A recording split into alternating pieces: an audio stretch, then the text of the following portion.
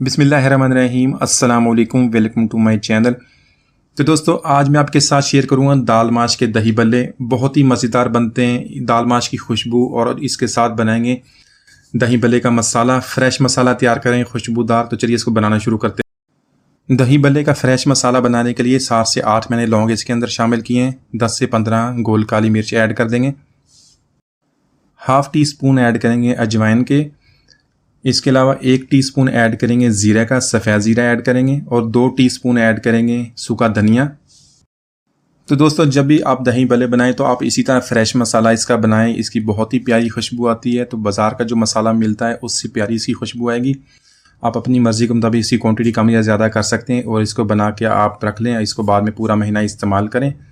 तो यहाँ पर इसे 4 से 5 मैं सूखी लाल मिर्च ऐड कर दूंगा और इसको ऐड करने के बाद इसको हम लो फ्लेम पे इसको ड्राई रोस्ट कर लेंगे इसकी प्यारी सी खुशबू आने तक।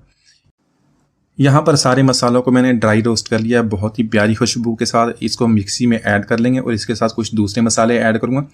1/4 टीस्पून टाटरी का ऐड करेंगे।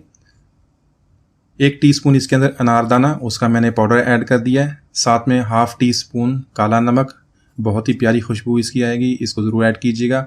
और हाफ़ टी स्पून हस्बे ज़ायक़ा इसके अंदर सफ़ेद नमक, जो नॉर्मल जो साल्ट होता है वो इसके अंदर ऐड कर देंगे और इसको अच्छी तरह ग्राइंड कर लेंगे। इसका पाउडर बना लेंगे। तो ये जो हमारा फ्रेश मसाला है इसको एयर टाइट जार में इसको स्टोर कर लें और इसको बाद में इस्तेमाल कर सकते हैं।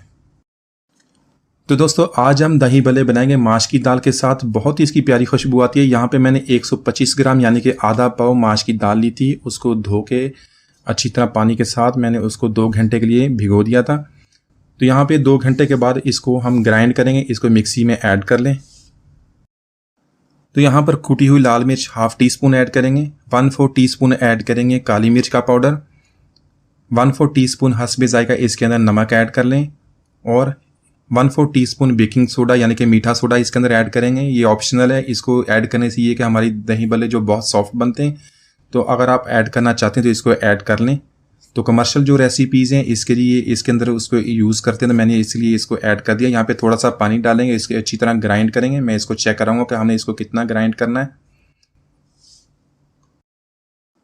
तो यहाँ पर दही बल्ले का बैटर हमने बना लिया है। इसकी बहुत ही प्यारी सी खुशबू अभी से आना शुरू हो गई है। देखें आप, इतनी इसकी थिकनेस रखें, इससे कम नहीं करेंगे। इतनी थिकनेस है कि हमारे जो दही बल्ले हैं बहुत ही प्यारे बनेंगे, अच्छी तरह फूल जाएंगे। तो दही बल्ले को बनाने के लिए ऑयल ऐड करेंगे। ऑयल को गर्म कर लेंगे। यहाँ पे दही बल्ले को हमने बहुत ही ज़्यादा हाई हीट पे, हाई फ्लेम पे इसको नहीं फ्राई करेंगे, वरना इसके अंदर जो हमने मीठा सोडा डाला उसकी वजह से ये ज़्यादा डार्क हो जाएंगे और बहुत ही जल्दी ये पक जाएंगे, अंदर से ये कच्चे रह जाएंगे। तो इसको बैटर को हम या तो चम्मच की मदद से ऐड कर लें या अपने हाथों की मदद से इसे ऐड कर लें। साइज़ आप इसका मीडियम या स्मॉल रख लें, उस तरह जो हमारे दही बल्ले बहुत ही अच्छे बनेंगे। तो बैटर ऐड करने के बाद इसको दोनों साइडों से हम इसी तरह गोल्डन होने तक इसको फ्राई कर लेंगे।